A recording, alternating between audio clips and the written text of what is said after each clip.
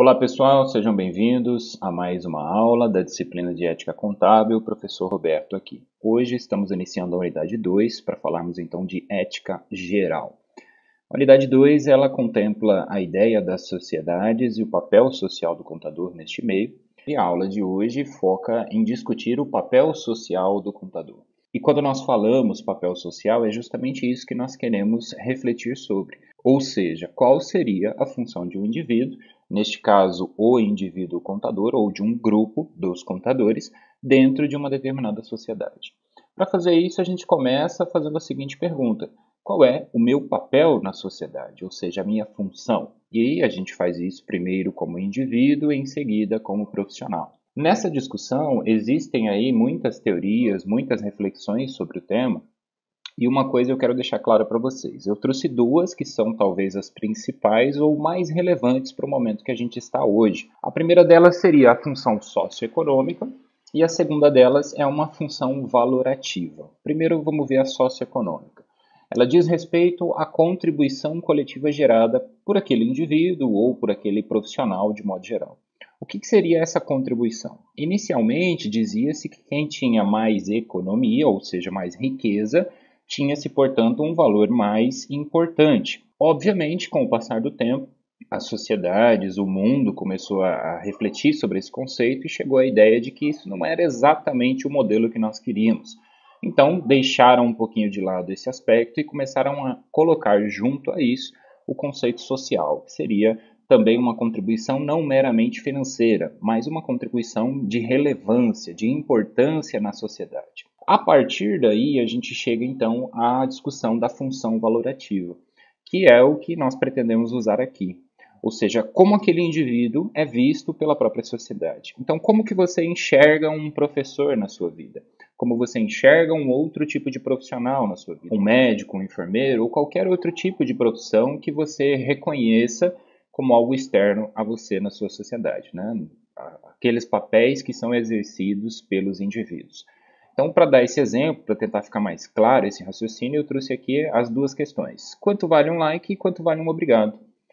Por exemplo, se eu observo essa primeira e pergunto isso há mais ou menos 100 anos atrás, isso não faria o menor sentido. O que seria esse like? O que seria esse gostei?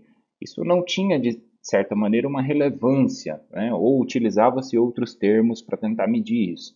Já o quanto vale um obrigado, ele já existia, A sociedade, de certa maneira, já compreendia a importância de se agradecer pelas coisas que se tem, ou a importância de se reconhecer a atividade que alguém exerce e o benefício que aquilo traz para você. O que eu quero dizer com tudo isso é o seguinte, que quando buscamos discutir ou pensar sobre o papel social do contador, nós precisamos entender que, há tempos atrás, o conceito era um. Hoje, o conceito é diferente e, futuramente, provavelmente, ele também vai ser modificado. Então, de uma forma mais prática, a gente não precisa se ater a um conceito propriamente dito, uma linha, uma ou duas linhas que dizem qual é o papel social do contador. A gente precisa construir isto de dentro para fora. Para fazer isso, nós começamos pensando o seguinte: o indivíduo e a profissão. Então, nós primeiro separamos aquele conjunto de valores pessoais, ou seja, aquilo que a gente acredita, dos valores profissionais, aquilo que se espera que aquele profissional acredite. Depois, nós vamos fazer um alinhamento de ambos para verificar se as ações que nós tomamos, ou seja, se os fins vão justificar os meios, se as ações que nós tomamos são de fato as mais adequadas para aquilo que se espera daquele profissional.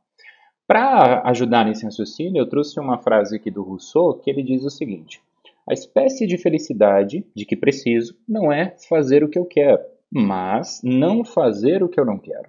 Ou seja, quando nós não fazemos o que nós não queremos, nós alcançamos, de certa maneira, segundo esse filósofo, a felicidade.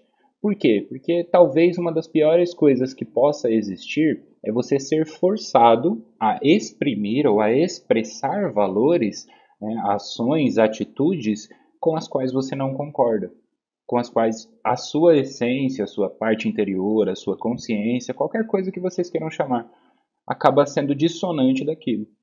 Então, eu trouxe como exercício aqui, uma primeira reflexão, seria o seguinte: a gente olha três profissões diferentes, e especificamente pelo trabalho que elas fazem, a gente se imagina sendo forçado a executá-las. Então, por exemplo, eu não gosto de rotina. E aí eu me imagino tendo que seguir uma rotina durante 365 dias. Ali naquele meio termo, eu vou ver coisas que eu ainda posso gostar de fazer e coisas que eu não vou gostar. Conforme a gente vai adentrando esses meandros, vai separando ali o que é bom, o que é ruim na nossa perspectiva, a gente vai encontrando com maior clareza quais são os nossos valores pessoais que são compatíveis com aqueles valores que a profissão exige que se tenha. E aí, por fim, nós vamos conseguir executar o raciocínio prático da coisa, que é os meios que eu utilizo justificam os fins que eu quero alcançar? Então, aquilo para mim é um trabalho, aquilo para mim é uma vida, aquilo para mim é o quê? Com este aspecto inicial, nós conseguimos construir qual seria o papel social do contador, ou seja, como ele vai contribuir para a sociedade que ele vive. Em seguida, a gente chega à ideia de profissão e sociedade. A primeira coisa que nós temos que lembrar é que a profissão em si possui um valor próprio, ou seja, já se espera daquele determinado grupo um tipo de conduta, e dentro dessa conduta existem ali o conceito de certo e errado, né? O que pode e o que não pode ser feito, que tipo de pessoa o contador deve ser. Então, além de atender esses valores, será esperado da profissão algum tipo de contribuição. Então, por meio do conhecimento, das práticas do dia a dia, de um reflexo geral, contribuição que nós estamos falando aqui é nesse sentido. De que maneira aquilo contribui? Então, imagina que você está construindo um castelinho de cartas, né? E aí primeiro você tem que montar uma base, depois você vai para o segundo andar, terceiro andar. Então, cada uma dessas cartas contribui de alguma maneira para aquele seu castelinho de cartas crescer, né? Ou ficar em pé. A sociedade é a mesma coisa. Então, quando se coloca uma carta que se chama contador, nesse exemplo análogo aí, ou médico, ou professor, ou gari, ou qualquer outra coisa que vocês possam imaginar, de profissão que a gente tem hoje, inclusive as mais recentes que talvez não existiam no passado, como um youtuber, como um professor de ensino à distância, né, pela internet, enfim. Então, todas essas pequenas cartas têm ali algum tipo de contribuição a ser realizada para a sociedade que ela vive. Então, para efetuar um raciocínio sobre isso, uma reflexão, eu sugiro que vocês façam o quê? Você reconstrói imaginariamente uma sociedade sem uma profissão. Você tira apenas uma. Começa com uma por vez para poder observar o quê? Como você, né, ou se de alguma maneira você seria afetado em relação a isso. Então, por exemplo, tira a profissão do médico. Como é que teria sido a sua vida desde o nascimento até o dia de hoje? Tira o professor de geografia, tira o professor de história. São profissões que de alguma maneira nos afetaram ao longo da nossa vida, né? E aí por profissão eu estou falando no sentido prático da coisa mesmo, né? Então a gente poderia fazer o exercício também colocando aqui pai, mãe, tio, vó, amigos, enfim. A gente poderia excluir qualquer uma dessas personalidades, mas nós estamos nos atendo ao aspecto profissional. E aí você observa como que aquilo te afeta de alguma maneira, né? Desde a sua criação, ao seu desenvolvimento, à fase adulta, se você já está nela, a faculdade que você faz, a profissão que você exerce também, né? Então, por exemplo, no seu dia a dia você tem contato com outros profissionais. E se aquele profissional, não a pessoa, mas a atividade que é executada por aquela pessoa não existisse? Seu serviço seria mais fácil, mais difícil, aquilo te afeta de alguma maneira, e aí com isso você consegue perceber qual é o valor que aquilo tem para você, né? Ou seja, como você, sendo indivíduo, observa aquela profissão. E por fim, então, para fechar esse raciocínio, para descobrirmos qual é o papel social do contador, a gente precisa pensar na contabilidade como parte de uma sociedade mais moderna, ou seja, quais habilidades o contador possui que outras profissões não possuem? Aí leia-se contador com todas as atividades derivadas desta faculdade. Tá? Então não é só o contador de escritório, é o assistente contábil, é o técnico contábil, é qualquer outra profissão, como por exemplo o professor de contabilidade. Qual talento ou qual habilidade que aquele contador tem que possuir, que se espera daquele profissional, que outras não são necessárias. Em seguida, a gente observa como esse talento contribui para uma sociedade melhor, para entender por que então esse talento é tão relevante, ou seja, que função ele exerce no sentido socioeconômico, né? Ou seja, social e econômico ao mesmo tempo, e também no aspecto valorativo. Por quê? Porque socioeconômico vai indicar uma visão geral partindo de princípios iguais para todos. Já na função valorativa, você tem uma liberdade de falar assim, não, para mim é mais importante esse aspecto. Aspecto A, o aspecto B, o aspecto C. Enquanto que para outro indivíduo, para o professor, isso vai ser outra coisa. vai valer menos, né? Então é a mesma coisa que eu brincava com vocês nas aulas iniciais perguntando qual cor é mais bonita. A função valorativa se associa àquele raciocínio que a gente estava fazendo. Alguém pode falar o azul, o rosa, o amarelo, enfim, qualquer cor. E esta cor tem uma importância por uma questão de gosto, por uma questão de dar valor àquilo, ou seja, valoração, valorativo. Já a função socioeconômica vai ser uma análise muito mais aplicada sem esses critérios pessoais. E aí, por fim, são 3 perguntinhas para a gente responder, que seria, primeiro, que tipo de profissional eu tenho vontade de ser? Com esta vontade de ser, eu consigo encontrar ali, então, quem eu quero me tornar, certo? Pensando como se fosse num aspecto mais futuro. Depois, o que dentro do meu alcance ainda está em falta para que isso ocorra. E aí eu encontrei que está em falta que eu preciso ser uma pessoa mais proativa, uma pessoa que tem uma característica mais de liderança ou de capacidade de falar com outras pessoas, enfim. Aí eu vou analisar dentro dessa falta se isso é profissional ou pessoal. E aqui profissional ou pessoal se separam no seguinte sentido. A parte profissional é uma parte muito mais mecânica.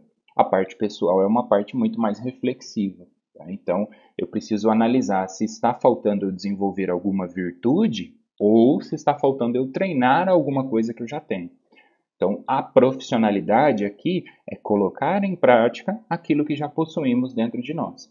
Por isso que muitas vezes você pode ter tido a experiência, por exemplo, de ter um chefe, um superior, alguém que, apesar de estar naquele cargo, estava muito mal preparado. Porque o preparo poderia existir na parte de fora. Ele tinha, ele ou ela, né, enfim, tinha o título, tinha o cargo, mas internamente, na questão de virtudes e valores, não possuía ainda bem desenvolvido esses aspectos para exercer aquela profissão naquele cargo, né, naquela posição de autoridade. E aí, voltando, né, no nosso raciocínio, eu preciso estabelecer um prazo para mim mesmo de quando isso vai ocorrer. Por que o prazo vai ser importante? Porque senão eu vou sempre ficar num mundo muito abstrato. Eu vou sempre ficar imaginando que tipo de contador deve existir no futuro, mas o futuro nunca vai chegar. Ao mesmo tempo que o conceito do passado já não se aplica nos dias de hoje. Então eu preciso trazer um prazo à minha realidade para alcançar essa vontade que eu desejo. Ou seja, que tipo de profissional eu tenho vontade de ser, quando isto vai ocorrer e se há alguma coisa que ainda falta ser alcançada, eu preciso apenas avaliar. Falta-me treino, né? Eu ainda não sei fazer o débito e crédito, então falta treino. Ou pode faltar a vontade de aprender o débito e crédito, que seria um aspecto muito mais pessoal, a vontade de obter o conhecimento. Então, com estes raciocínios, vocês poderão chegar a um conceito de que nós teríamos, portanto, muitas interpretações de qual é o papel social.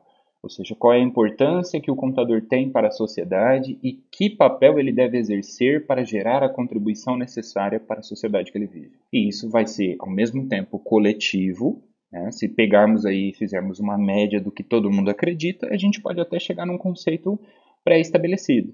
Mas ele é altamente individual, porque dependerá de cada profissional que execute este processo para perceber que tipo de profissional ele quer ser quando ou enquanto contador. Bom, por hora é isso, espero que vocês tenham gostado, tentando mais uma vez ser breve e direto. Essa é a primeira aula sobre ética geral e especial. Na sequência, a gente continua estudando um pouquinho mais dos reflexos da contabilidade, nesse sentido mais moderno, né, nos dias atuais, bem como as próprias normas já pré-estabelecem como conduta para a nossa profissão. Obrigado pela atenção, espero que vocês tenham aprendido mais um pouco. Estou sempre à disposição. Bons estudos!